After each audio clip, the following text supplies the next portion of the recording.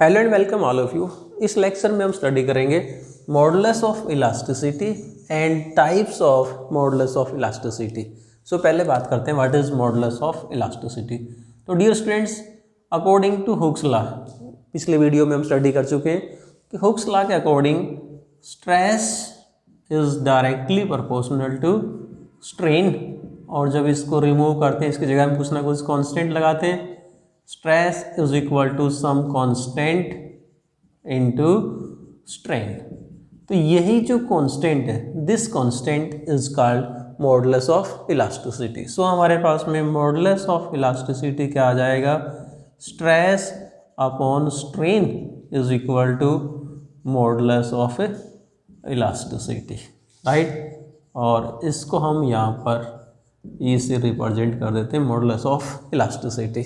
अगर हम इसकी यूनिट्स की बात करें तो यूनिट्स क्या होंगी? जो स्ट्रेस और स्ट्रेन की है, स्ट्रेस की क्या होती है? Stress is force per unit area. So क्या बनेंगी? Newton per meter square upon strain. Strain is unitless. इसका मतलब मॉडुलस ऑफ इलास्टिसिटी की यूनिट क्या आएगी? न्यूटन पर मीटर स्क्वायर, जिसको हम क्या कहते हैं? पास्कल। ये तो होगी इसकी units. And what is modulus of elasticity. अब ये जो मॉडुलस ऑफ इलास्टिसिटी है ये किस बात पे डिपेंड करता है? ये एक तो देखो स्ट्रेस और स्ट्रेन के मैग्नीट्यूड पे डिपेंड नहीं करता है। It does not depend on the magnitude of stress and strain. तो ये किस बात पे डिपेंड करता है? It depends on the nature of material of the body. और दूसरा जो डिफॉर्मेशन कितना हुआ है इस पे डिपेंड करता है। और ये कह दें कि ज़्यादा बेटर ये होगा कि बॉडी में डिफॉर्मेशन किस मैनर में आया है उस बात पर डिपेंड करता है मॉडुलस ऑफ इलास्टिसिटी। अब बात करते हैं what are the types of modulus of elasticity. So modulus of elasticity it is of 3 type. अब ये जो है 3 प्रकार का होता है। इनमें से जो फर्स्ट टाइप है उसको हम लेते हैं and it is called Young's modulus of elasticity. What is Young's modulus of elasticity? We know that modulus of elasticity is ratio of stress and strain. Young's modulus में कौन सी स्ट्रेस और कौन सी strain को हमें लेना है उसको हम समझते हैं। सो यंग्स मॉडुलस को समझने के लिए let us consider a wire of area of cross section A, और उसकी लेंथ कितनी मान ली हमने? L।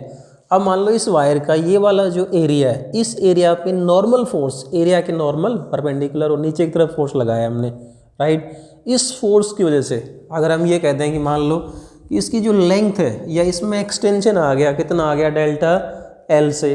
So there is strain. अब देखो यहाँ पर नॉर्मल स्ट्रेस कितनी होगी? We know that normal stress is normal force acting per unit area. So यहाँ पर फोर्स हमने कितना लगाया? F। एरिया कितना है? A। तो नॉर्मल स्ट्रेस तो ये आ गई, दिस इज नॉर्मल स्ट्रेस। अब इस नॉर्मल स्ट्रेस के कारण से क्या होगा? वायर की लेंथ इंक्रीज होगी, इसको हम क्या कहते हैं? Longitudinal strain. सो यहाँ पर यदि हम लॉन्गिट्यूडनल स्ट्रेन निकालेंगे then longitudinal strain is, we know that strain is change in configuration to original configuration, और लॉन्गिट्यूडनल में क्या लेते हैं? Length.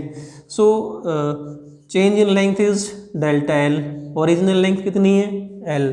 So Young's modulus of elasticity is ratio of normal stress and longitudinal strain. We can say that it is ratio of normal stress to longitudinal strain, जिसको हम क्या कह सकते हैं? यहाँ से नॉर्मल स्ट्रेस हमारा F बाई ए और लॉन्गिट्यूडनल स्ट्रेन कितना है? डेल्टा एल बाई एल, जिसको हम क्या कह सकते हैं?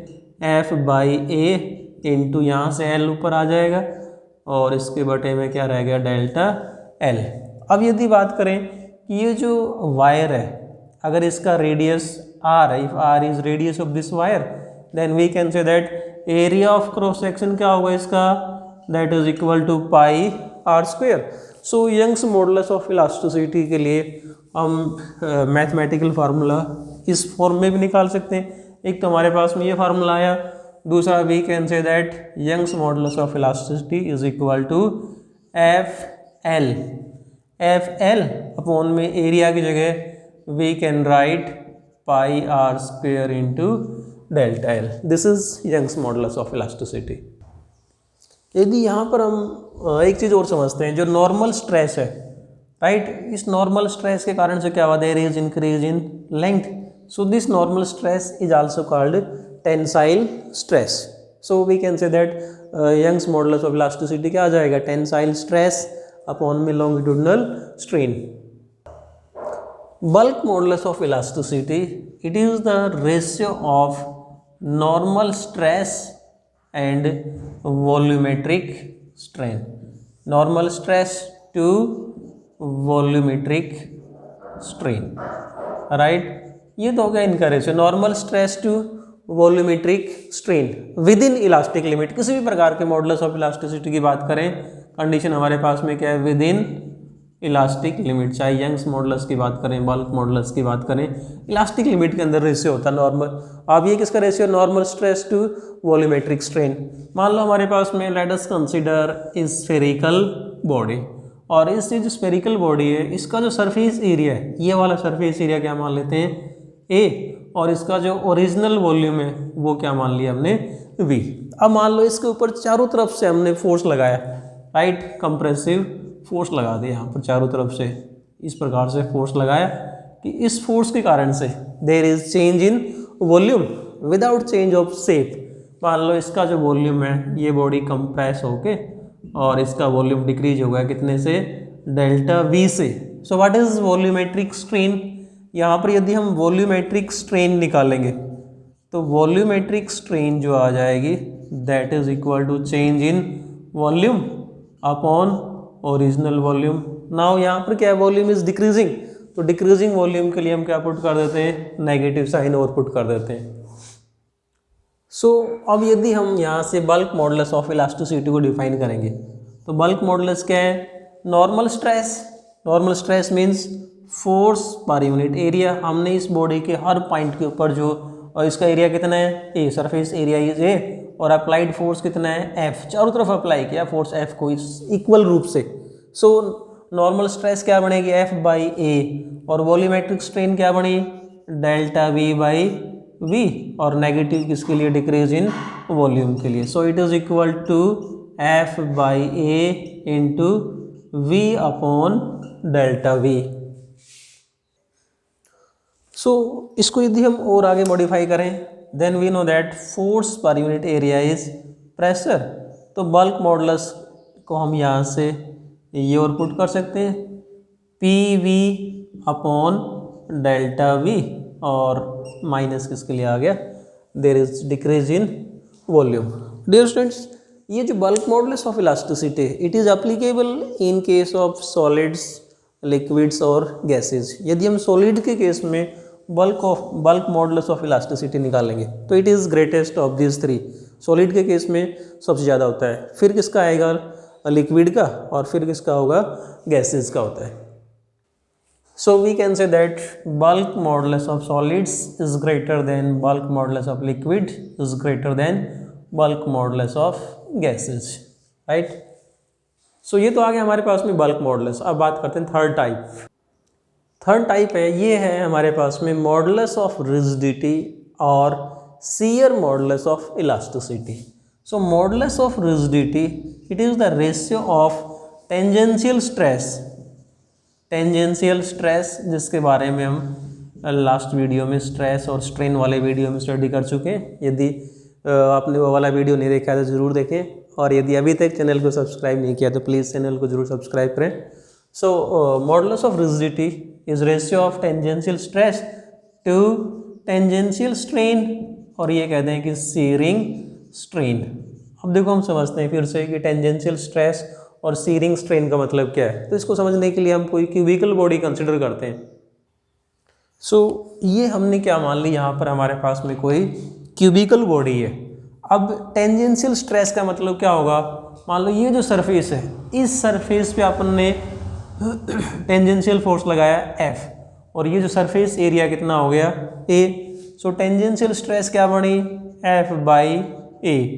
अब देखो नीचे वाला जो सरफेस है इसको तो फिक्स कर रखा है, और ऊपर वाले सरफेस को हम यूँ धक्का मार रहे हैं, तो क्या होगा, ये बॉडी यहाँ से बेंड होके और इस शेप में आ जाएगी। सो हम ये देख सकते हैं कि जब यहाँ से हमने इसको यूँ धक्का मारा, टेंजेंशियल फोर्स लगाया, तो नीचे वाले एरिया को फिक्स कर रखा है। ये जो सरफेस है, ये सरफेस यहाँ से टर्न हो गया और मान लो ये यहाँ से थीटा एंगल से टर्न हो जाता है, तो ये जो एंगल थीटा है, उसी एंगल थीटा का नाम क्या होता है? शीयरिंग स्ट्रेन, जिसको हम डिफाइन कर चुके हैं पिछली वीडियो में, आप वहाँ से देख सकते हैं। सो हमारे पास में मॉडुलस ऑफ रिजिडिटी क्या आ जाएगा? Tangential stress and it is equal to F by A upon में शीयरिंग स्ट्रेन का मतलब क्या हुआ? Theta. So we can say that it is equal to F by A upon में थीटा। और थीटा को यहाँ से यदि हम कैलकुलेट करें कि मान लो हमारे पास में ये क्यूबिकल बॉडी थी, इसकी जो प्रत्येक साइड है इसकी लेंथ कितनी है? एल। अब इस टेंजेंशियल फोर्स की वजह से अगर हम ये कह दें कि ये साइड यहाँ से कितने डिस्टेंस से बेंड हो गई? डेल्टा एल से। सो थीटा की वैल्यू क्या आ जाएगी? We know that angle is arc upon radius. Angle के सामने ये वाला जो डिस्टेंस कितना आ गया? डेल्टा एल, और साइड कितनी है? एल। सो थीटा की वैल्यू क्या आ जाएगी? Delta L by L. So यहाँ पुट कर देंगे हम, इस फार्मूले में पुट कर दो थीटा की जगह। सो ये वाला जो फार्मूला है मॉडुलस ऑफ रिजिडिटी के लिए, इसमें हम क्या करते हैं? थीटा की वैल्यू पुट कर देते हैं। तो हमारे पास में मॉडुलस ऑफ रिजिडिटी क्या आ जाएगा? एफ अपॉन ए इंटू थीटा, थीटा की जगह डेल्टा एल अपॉन में L. This is the formula for modulus of rigidity और शियर मॉडुलस ऑफ इलास्टिसिटी। ये था हमारे पास में concept modulus of elasticity and types of modulus of elasticity. Thanks.